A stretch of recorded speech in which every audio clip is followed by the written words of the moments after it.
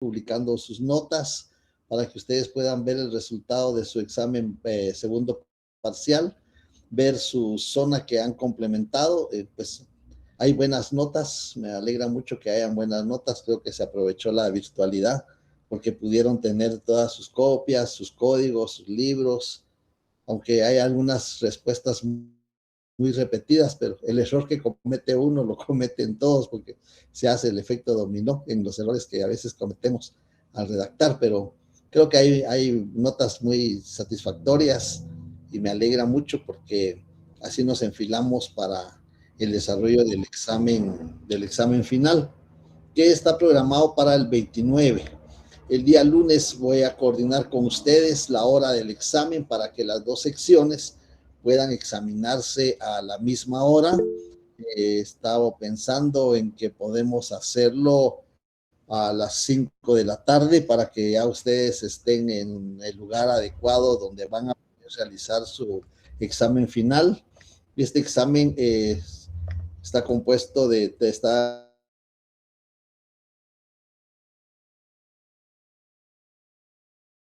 que vamos a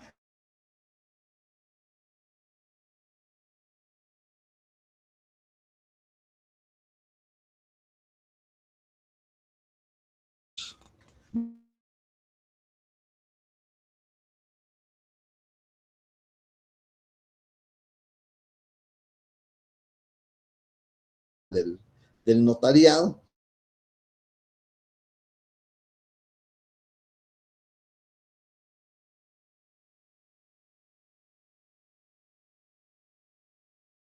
¿Cuál es el contenido, las características y los principios del derecho notarial? ¿Cuáles son las fuentes del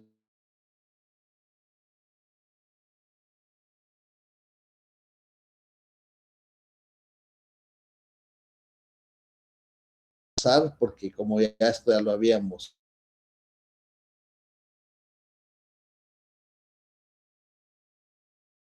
del programa de los puntos que ya hemos visto y un 60%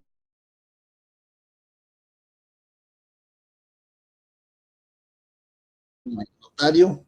Vamos a evaluar también, todavía hay algunos estudiantes que están pidiendo el ingreso, el punto número 4 que se relaciona con el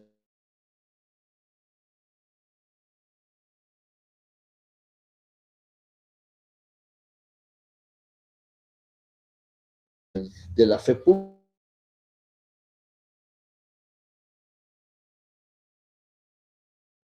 la relación notarial,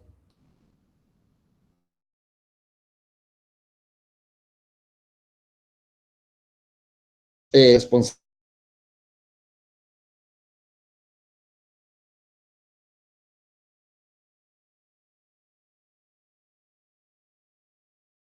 instrumento público, la eficacia jurídica del instrumento público, que es el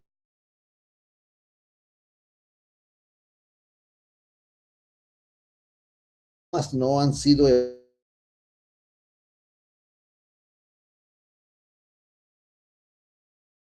esos últimos temas, y el 40%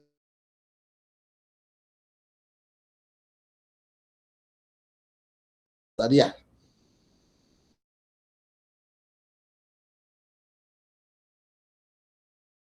De cuáles son las finalidades del instrumento público, qué persigue.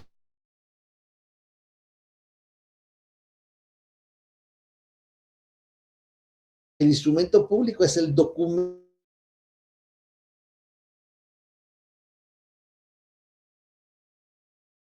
que se pongan al día en cuanto a la información. Lunes, notas, temas que vamos a evaluar, el 40%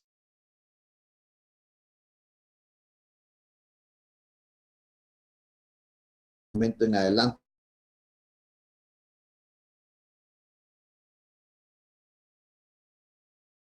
producido para probar, sirve de prueba, produce fe y hace plena prueba.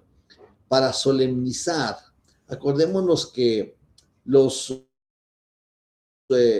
contratos calificados por la legislación, tanto de naturaleza civil como de naturaleza mercantil, calificados como solemnes, para su validez deben de constar en escritura pública, deben de constar en escritura pública. Y yo les he recomendado que hagan ustedes una SUNOMI civil, contratos, 2 o más personas. ¿Cuáles son los actos solemnes regulados en el Código Civil? No son muchos. Entre contratos y actos, diría que van a llegar a 7 u 8. Pero hay que hacer una nómina de cuáles son calificados como solemnes. Porque los que han sido calificados como solemnes por la legislación son los que deben de constar en escritura pública. Luego tenemos el otro grupo de contratos que deben de inscribirse en los registros públicos. De conformidad con el artículo 1576, los contratos que deban de inscribirse en los registros públicos deben constar en escritura pública. Entonces vemos ahí la eficacia jurídica del instrumento público, porque va a solemnizar estos contratos calificados como solemnes y también va a constituir el documento primordial para poder inscribir aquellos actos o contratos que se inscriben en el registro, en los registros públicos. Registro electrónico de poderes, registro mercantil general de la República,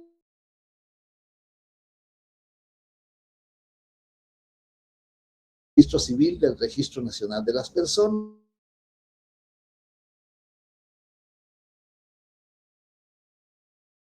Entonces de ello depende la eficacia jurídica, pero no solamente de ello. La eficacia jurídica también depende porque de asegurar la eficacia de sus efectos, porque ese es el objeto del instrumento público, producido para solemnizar, para probar y asegurar la eficacia de sus efectos. Cuando manifestamos nosotros que para asegurar la eficacia de sus efectos, estamos nosotros incluyendo de que si las partes han convenido determinadas estipulaciones en una escritura pública, han asumido una obligación, tanto el acreedor como el deudor tienen que cumplir con esas estipulaciones. De no ser así, pues el instrumento público sirve de plena prueba y además de ello sirve también de título ejecutivo. Nosotros vemos en el artículo 327 del Código Procesal Civil y Mercantil, en el numeral 1, que regula que el testimonio de las escrituras públicas constituyen título ejecutivo, siempre y cuando tengan cantidad líquida, exigible y de plazo vencido. Que tengan un plazo, ya se venció el plazo, no cumplió la persona, ya se constituye como título ejecutivo. Y además de eso, también existen las ejecuciones especiales, ejecuciones de hacer, de no hacer y de ejecución especial de escriturar. Entonces vemos que esa es la eficacia jurídica del instrumento público. Pero para que tenga esa eficacia jurídica, el instrumento público debe, ¿alguien quiere ingresar todavía? El instrumento público debe cumplir con los requisitos de forma, porque tenemos los requisitos de forma regulados en el artículo 29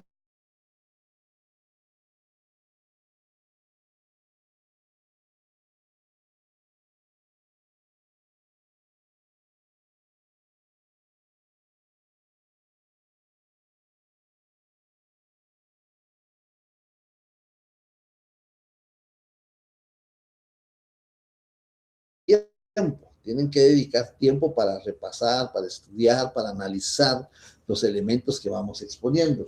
Nosotros vemos en el Código de Notariado, en el artículo 29. Si nosotros vemos, el artículo 29 tiene 12 numerales, que son los requisitos no esenciales. Pero tenemos que tener mucho cuidado porque en el artículo 31 encontramos 6 numerales, ¿sí?, que son los requisitos especiales, que no pueden faltar.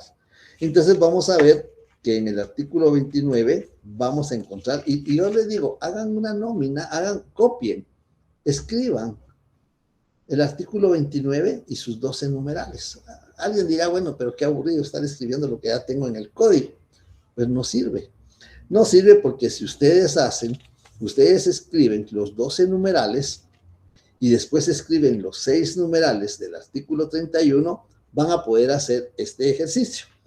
Por ejemplo, en el artículo 29 encontramos que los instrumentos públicos contendrán, numeral 1, el número de orden, lugar, día, mes y año del otorgamiento, la fecha.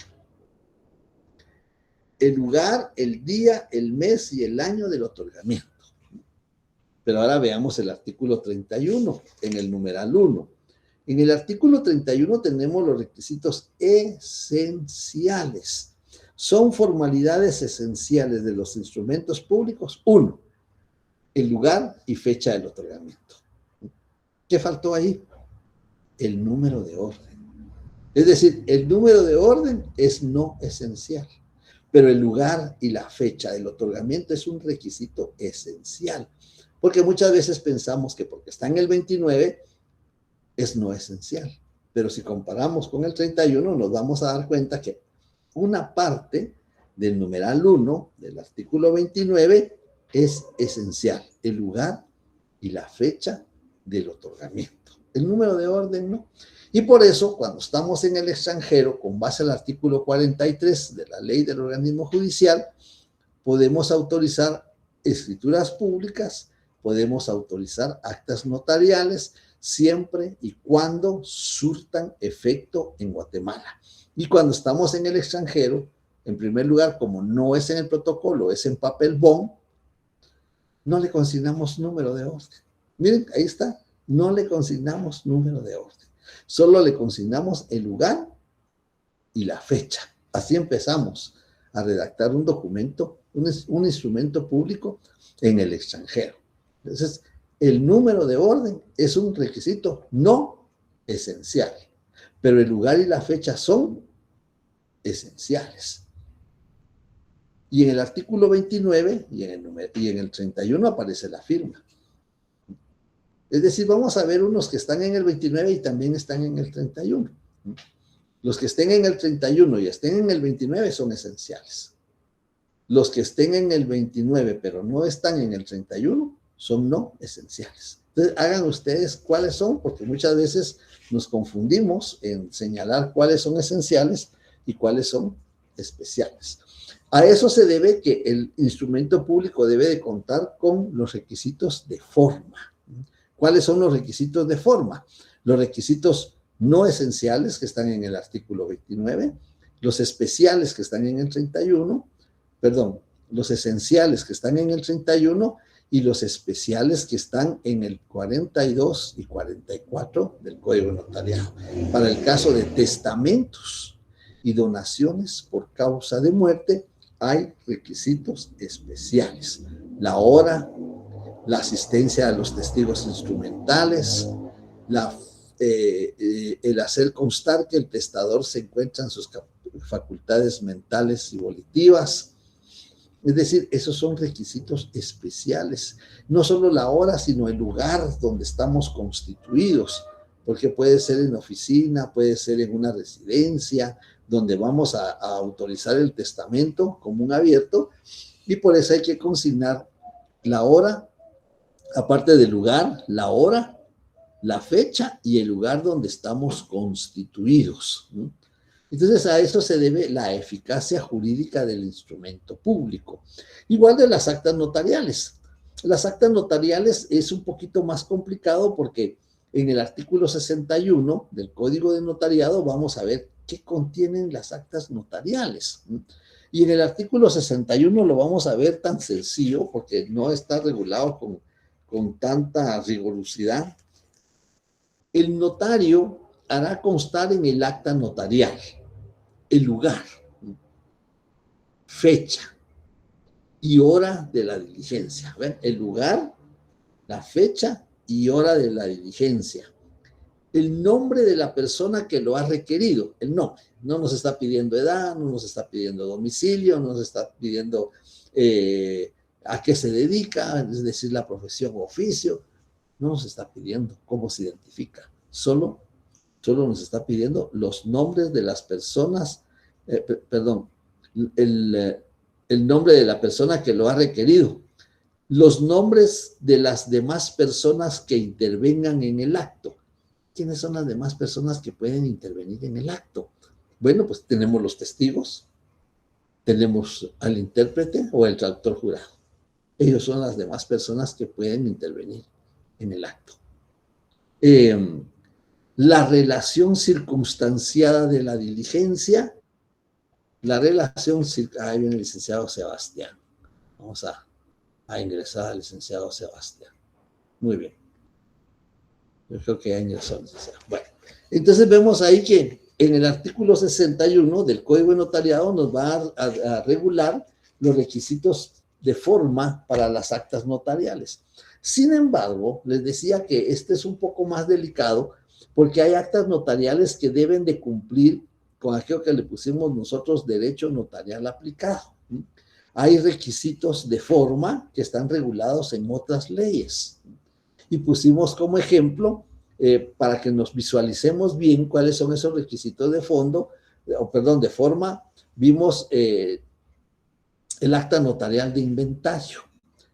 El acta notarial de inventario, que está regulada en el artículo 480 del Código de Comercio, y ese artículo nos regula qué requisitos debemos de consignar, debemos de escribir cuando redactamos un acta notarial de inventario. Perdón, sí, de protesto, 480 del Código de Notariado, Código de Comercio, acta notarial de protesto.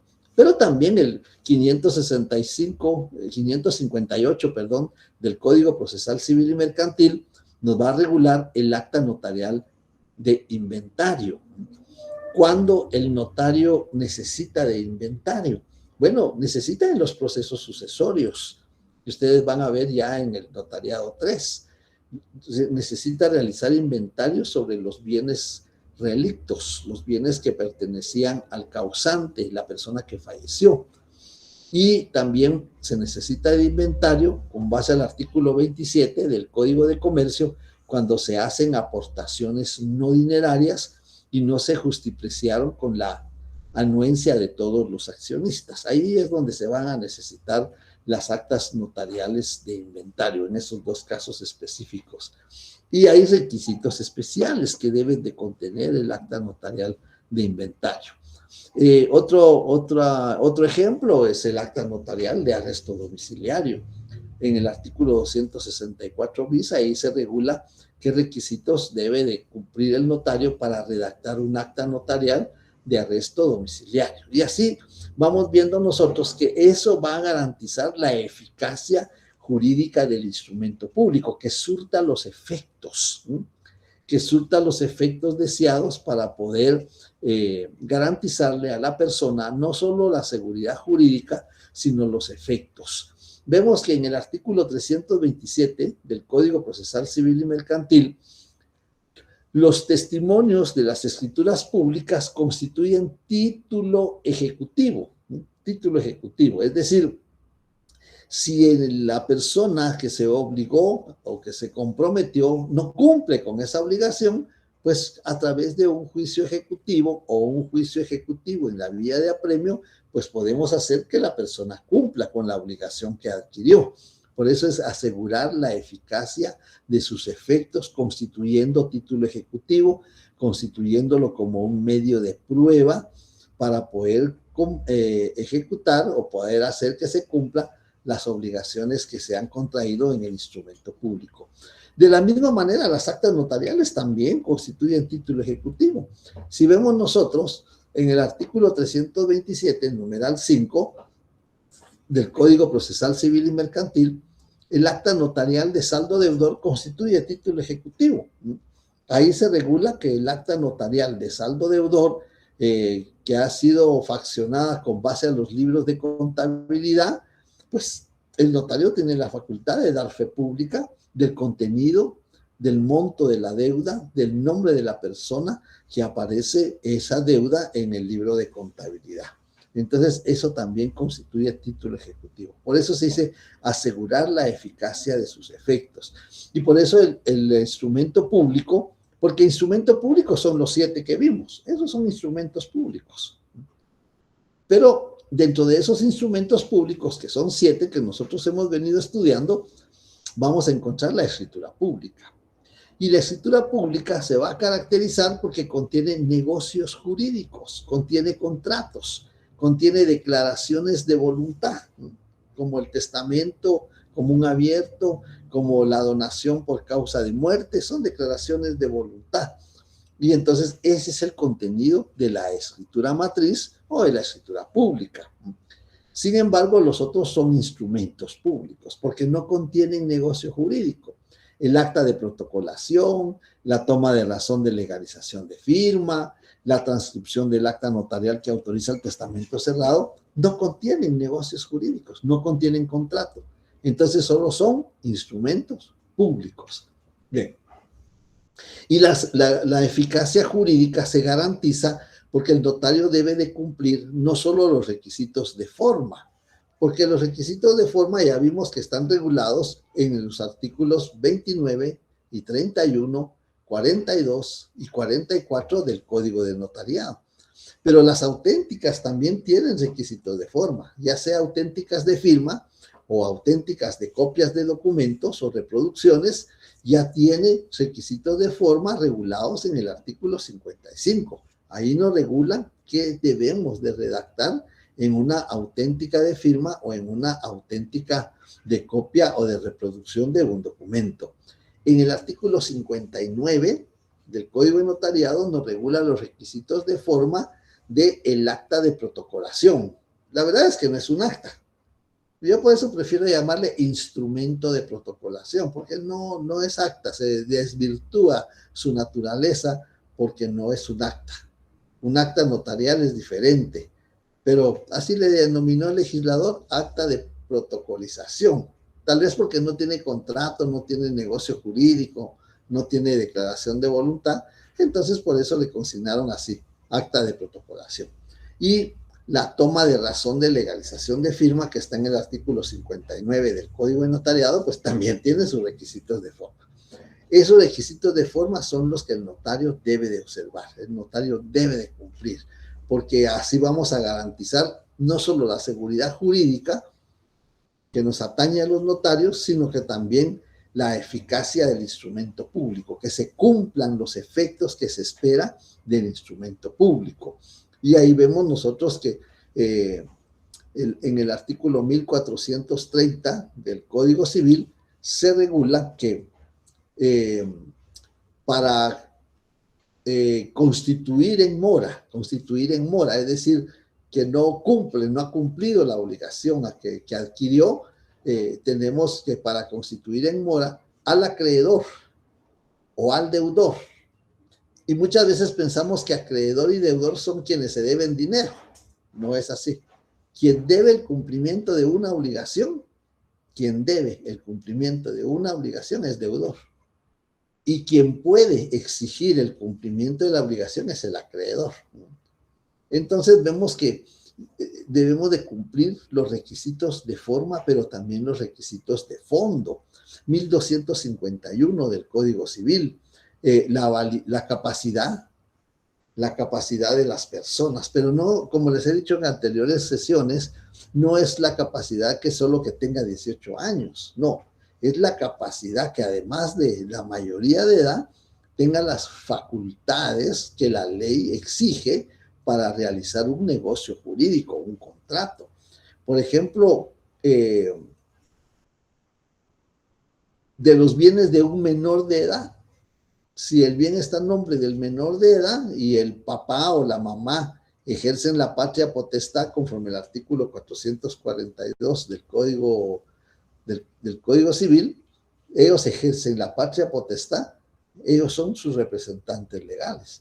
pero ellos no pueden vender el inmueble, no pueden grabar el inmueble, no pueden fraccionar el inmueble si no tienen autorización judicial. Entonces, no solo es la capacidad de ejercicio, la mayoría de edad, sino que también es la capacidad especial para el negocio jurídico, para el acto, para el contrato. En el artículo 27 del Código de Comercio hay un bonito ejemplo, porque el representante legal de las sociedades mercantiles es el gerente, el representante legal, es el presidente o es el administrador. Y vamos a ver en el artículo 47 del Código de Comercio, vamos a encontrar algo que nos da un ejemplo sobre la capacidad de la persona, que no es solo la mayoría de edad. Regula, los administradores o gerentes tienen por el hecho de su nombramiento todas las facultades para representar judicialmente a la sociedad, para representar judicialmente a la sociedad. Entonces nosotros nos vamos a ir, porque aquí dice, de conformidad con las disposiciones de la ley del organismo judicial. Aquí tenemos que irnos a la ley del organismo judicial, en el apartado de los mandatos judiciales, para ver cuáles son las facultades que pueda tener desde el aspecto de mandatario judicial. Luego también regula, tendrán además las que se requieran para ejecutar los actos y celebrar los contratos que son del giro ordinario de la sociedad, que son del giro ordinario de la sociedad. ¿Qué es eso del giro ordinario? El giro ordinario es la actividad que se dedica a la sociedad.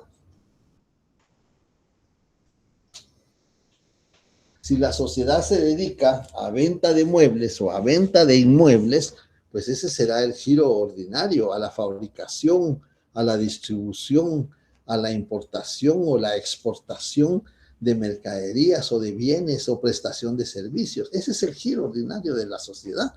Para los que sean peritos contadores manejarán muy bien el tema, mejor que yo. Pero lo que tenemos aquí es muy importante, porque esta es la capacidad, no solo la mayoría de edad. Tendrán además las que se requieran para ejecutar los actos y celebrar los contratos que sean del giro ordinario de la sociedad según su naturaleza y objeto, de los que de él se deriven y de los que con él se relacionen, inclusive la emisión de títulos de crédito. Sin embargo, en la escritura social pueden limitarse tales facultades.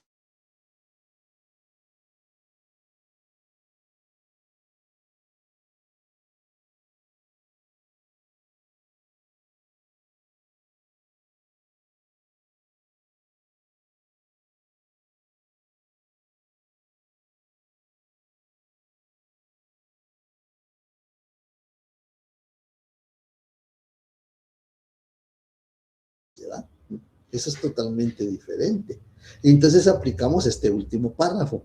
Para negocios distintos de ese giro, necesitarán facultades especiales detalladas vean de qué manera se pueden detallar esas facultades especiales que hacen que el gerente o el administrador tenga la capacidad, tenga las facultades especiales detalladas en la escritura social. En la escritura social se pueden detallar esas facultades especiales. En acta. Acta. No está regulando acta notarial. Acta. Esa acta es un acta de la asamblea, es un acta del consejo de administración, donde le van a dar las facultades especiales que necesita el gerente o el administrador. Y por último, por mandato. Entonces, son 3 elementos por los cuales se puede determinar la capacidad para que el instrumento público tenga la eficacia jurídica. Y entonces el notario va a calificar que la persona tiene la capacidad de ejercicio, pero también tiene las facultades especiales para otorgar un acto, un contrato.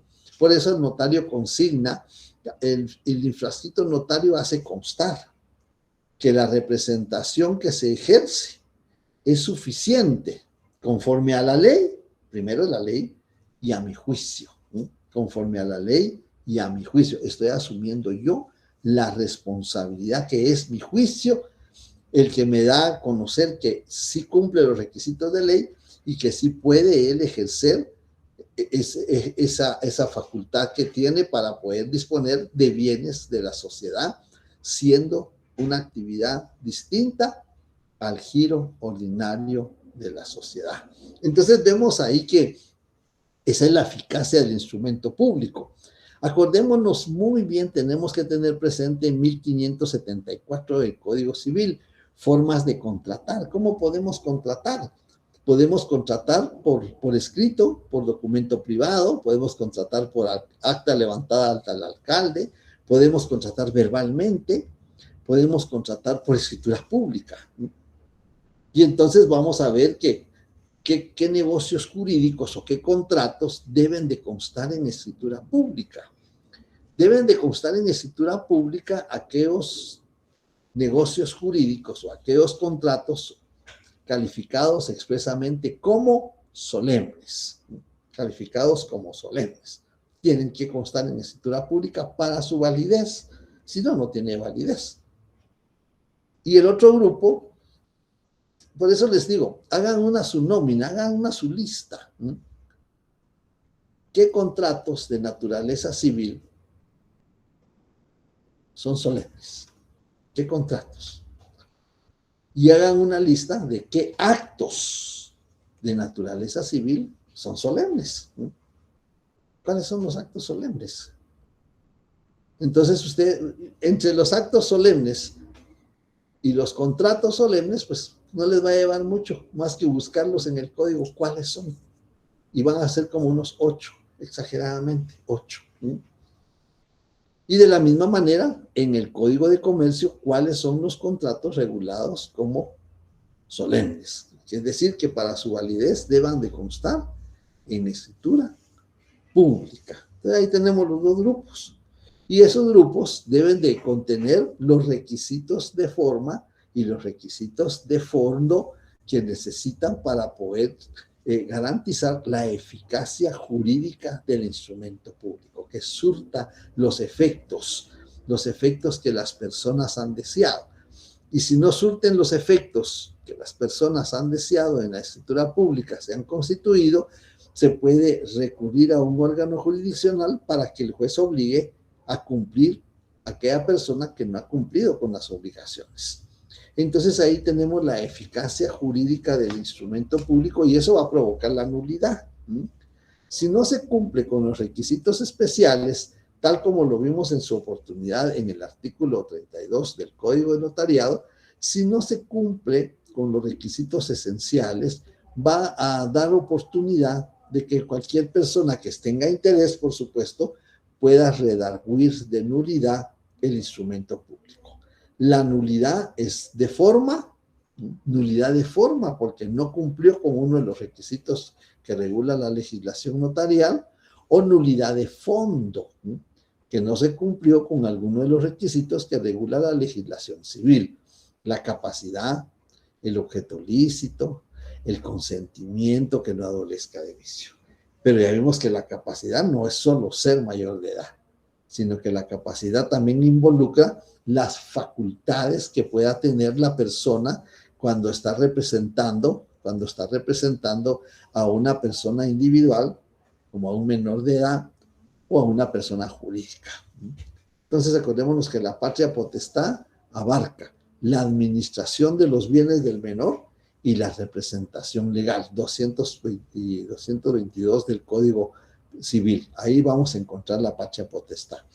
Y entonces vemos que eso es lo que garantiza la eficacia jurídica. Entonces, si no se cumple, puede haber una nulidad de forma, porque no se cumplió con alguno de los requisitos especiales o esenciales, y puede haber también nulidad de fondo, porque no se cumplió con alguno de los requisitos que la legislación específica para el contrato o negocio jurídico de que se trate. En todo caso, también se puede plantear la falsedad, pero eso ya es un hecho delictivo. Eso ya implica haber incurrido el notario en una falsedad material o en una falsedad ideológica. Entonces, eso sería el contenido del punto de la eficacia jurídica del instrumento público. Aquí tengo el programa.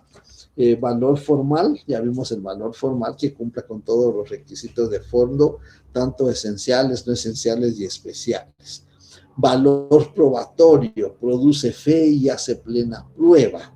Aparte de que produce fe y hace plena prueba, constituye título ejecutivo, tanto el acta notarial, con base al artículo 327, numeral 5, que constituye título ejecutivo, como el testimonio de la escritura pública, que con base al artículo 327 del Código Procesal Civil y Mercantil, también constituye título ejecutivo.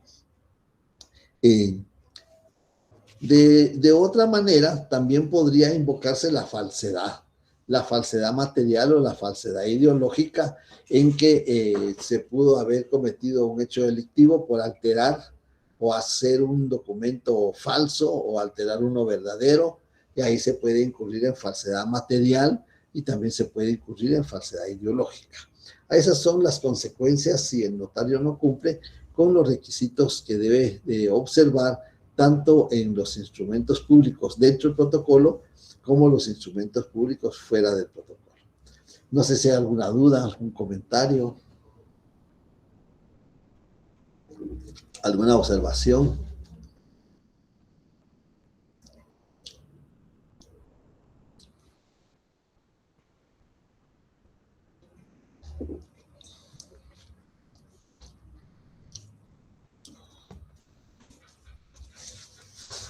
Bien, entonces, repitiendo, para quienes ingresaron tarde, el día lunes por la tarde, a eso de las 5:30 de la tarde, estaremos publicando las notas. Los puntos del examen, el 60% va a ser de los últimos temas que no hemos evaluado y el 40% de los temas de todo el contenido del programa, con excepción del tema 1 que aparece como evolución histórica del derecho notarial. Ese ya no lo vamos a evaluar, pero de ahí sí vamos a evaluar los demás temas del programa, con un 40% y 60% los temas que no han sido objeto de evaluación. No sé si hay alguna duda, algún comentario, alguna observación que ustedes quieran plantear al respecto. Ya el día lunes es nuestra última sesión, porque yo creo que ustedes ya empiezan con sus exámenes, y así también quienes estimen pertinente pedir la revisión del examen, ya saben que lo vamos a realizar en forma virtual con sus cámaras pues activadas, y lo tienen que pedir con 3 días, entre los 3 días siguientes de haber publicado las notas, para quienes estimen pertinente que van a pedir revisión de examen. Solamente, señores estudiantes, no sé si hay dudas, preguntas, comentarios,